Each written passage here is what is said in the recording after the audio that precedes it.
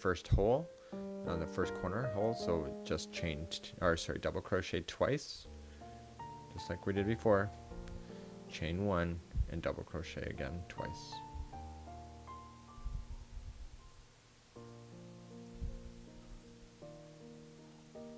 Okay, so now we're on the next runway, so chain 1, going into the runway spot for another 3 double crochets in a row.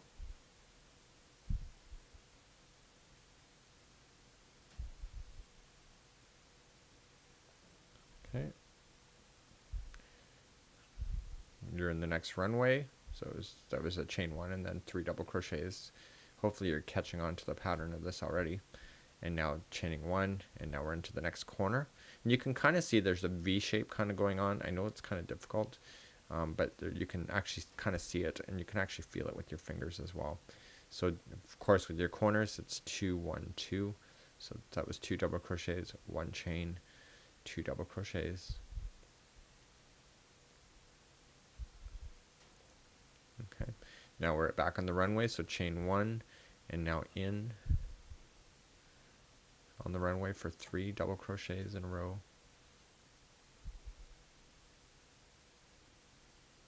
Chain 1, going in.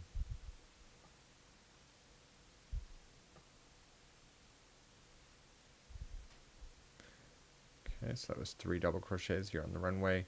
Chain 1, you're now on the next corner. This is a lot easier to see than the black one ever was, but the black was really kind of cool when I did it. So okay, you're on the corner, so there's 2, 1, and 2. So chaining 1 to separate that, and now your first hole in the runway again, so for 3 double crochets.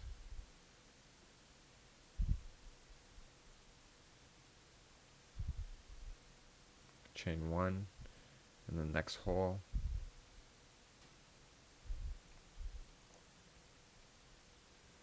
which is 3 double crochets, chain 1. Okay, you're into the next corner, so it's 2, 1, 2s, just like before.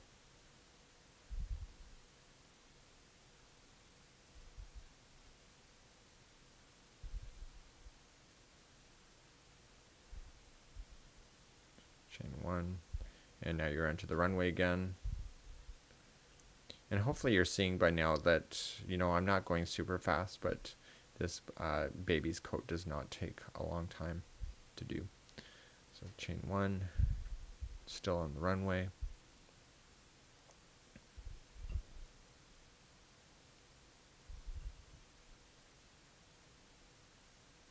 Okay, chain 1.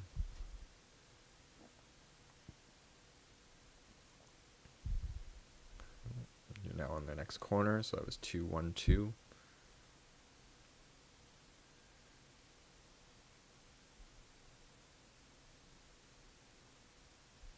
Okay, so you can kind of see your hexagonals coming back into position, and we're just on our last final.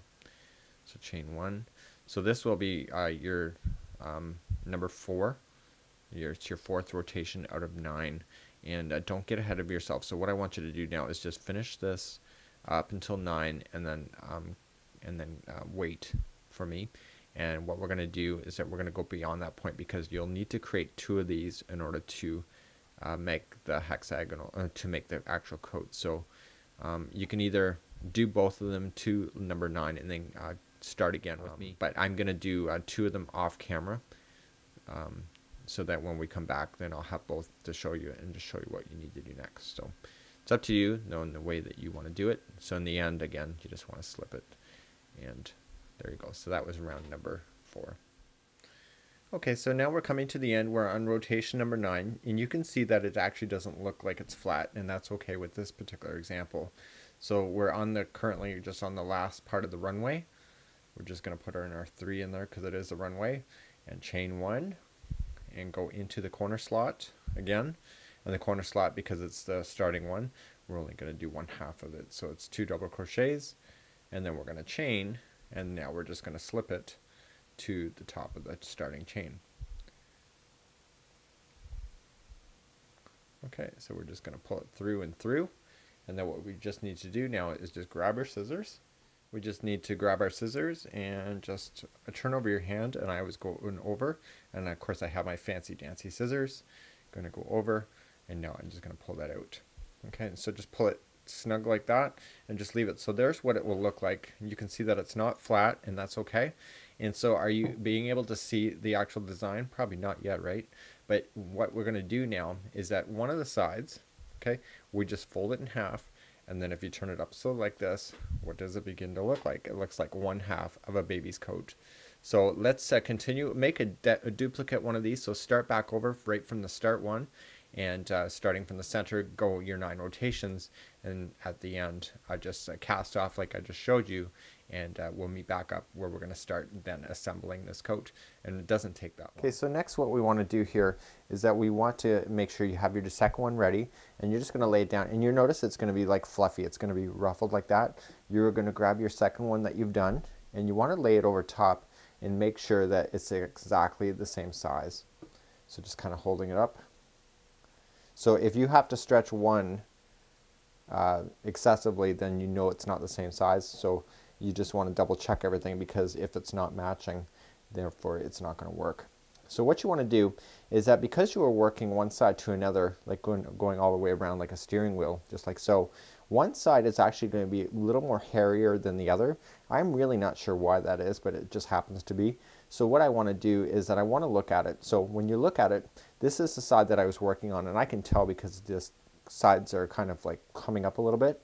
And so when I look over on the other side, the opposite side that was facing away, you'll notice it seems to be more hairy, I guess is the word. And so what I want to do is I want to make the hairier side the back of the coat, because it's more desirable for what I want to do. So now I want to just shift this one over and make sure that the same side is facing down on your workspace, and you want to put them side by side, and now we want to be able to slip stitch these together. So this will be the actual center point of the back of the coat. So let's begin to do that process, grabbing your yarn and your material again. And again, let's use the same material that we've been working with. So we're going to double up just for consistency. And what we're going to do then is put them together using a slip stitch. So just, again, just putting it around your finger. Okay, it's a slip knot, just like so. And get your hook. And now let's begin to put these bad boys together. So let's rotate the material so that you're working kind of like how you were doing, always working toward, I'm right-handed, so I would tend to work toward the left. And we should work toward the left anyway. So let's just shift these back onto the working surface so that they're matching each other. And this will be the inside of the coat, and because we determined that the good side is the one that's facing down. And so let's jam into our hook into the very corner. Okay, make sure you find the right part of the corner. Just put it right in to the one side, and then find the corner on the other side and go right over so. Okay, so what I want to do is I want to just grab all of the material. So I want to grab the 2 stragglers that are even holding, and I want to put those around the hook, and I want to drag them back through, just like so. And so then we're just going to slip. So we're just going to like do a single crochet all the way across. So we want to kind of just match it. So we're going to just go into the first stitch that you see, or you can at least feel, and we're just going to single crochet ourselves all the way down. So just work your way, and if you're matching it, so once you get this going, you're just going to just put it side by side, and the stitches will line up perfectly with each other. Okay, and now this is the hole. No big deal, just stick it right in the hole. Okay, remember the hole was just a chaining of 1, so only 1 in there, and again working into the next stitch available. So again, using your tips of your fingers, feel around for where you need to go next. So just work your way all the way to the end, and let's meet back up on the end where we'll cast off and then hide the straggler. So now we're coming up to the very end, and what we want to do now is that we want to come right to the corner piece. So you just have to feel where you did your 2, 1, and 2, just going right in on the one side, and just look for it on the other side, and just grab it and go through, like so. So get your fancy dancy scissors now and just cut over your hand just like so. And this is a child's coat, so you might want to actually just pull it through again, the material. Just pull it through one more time just to kind of give it an extra securing knot. And then what we want to do is just going on along the top where the stitches are going back toward the top of your coat or the bottom, whatever side you think you're working on. Just cast in by weaving in, just weave in your stragglers into the actual stitch. So over, put your hook into the stitch, grab the material, pull it through, and then throw it back over, stitch, grab it, pull it through, over. And you want to continue to do that for about an inch, maybe 2, maybe 3. It all depends how much you think you need. And then what you can do is, now that you got that much in there, all that space, you can just safely trim the excessive amount. But because it is hairy yarn, you want to make sure you're kind of just grabbing the strings that are just making a difference. So that now is the back of your coat all fixed up.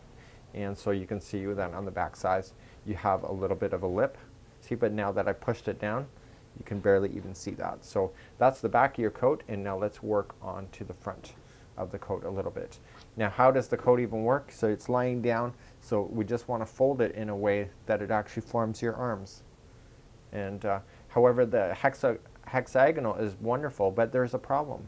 And the problem is right in the front here. When it folds over, there's no overlap, so your child's not protected. So what we want to do now is we want to fasten in the top section over here and over here on this side, and be able to get that. So what I'm going to do now is that we're going to actually turn this coat inside out and fasten in both sides, and then we're going to work on making this sure this overlaps. Also, the length is a little short, so we want to also fix that too, but the sleeve length is absolutely perfect, so we don't want to change that too much. Okay, so let's move on to our next part. So right now then the coat is now facing the good side up, so this would be what we're looking at. And right now the problem that we have here is that because of the hexagonal, this doesn't actually seal shut, so we're going to have to build up on the front seam a little bit. And now we also want to make sure that we can do the sleeves at this point. So what I want you to do now, this is when you open it, see how the seam is facing up? I want you to turn it so now the seam is facing down in the back. Okay. So when you turn it over now, you can't even see, basically, because of the type of material that we did, you can't even see that thing. But you can see that the coat kind of comes down on a little bit of an angle here, which is absolutely fine. And so now we want to fold it as if this was the good side, as if this was the outside of the coat. So we just want to refold it again. So basically we're just taking the edge that is facing out and we're just folding it half up. So again, this is the side facing up, so we just want to fold it, and this automatically makes the coat, this automatically makes the coat like that. So now we're actually looking at the interior of the coat in order to put the seams together. So grabbing your material, let's form a slip knot on your hand. Okay, and so now put the slip knot onto the actual hook, just like so. And now we're going to start off with the one corner, and we're just going to look for the corner and feel for it. Use your fingers, stick it in the one side, stick it into the other side of the corner, put it over the put it over, and pull through. Actually grab the straggler and everything at the same time. You might as well lock it all into position at the same time. So grabbing that, and then we're just going to single crochet that shut. Okay. So now let your material now. We're just going to work our way through. So just look for the next stitch available on the line and match it to the next stitch available on the other side. Pulling it through and through. So we're just single crocheting. So match what we got. So let's try that again. Match, match. And once you get started, you'll notice this will want to match on its own. The next one now is the gap. So you just stick it in the gap.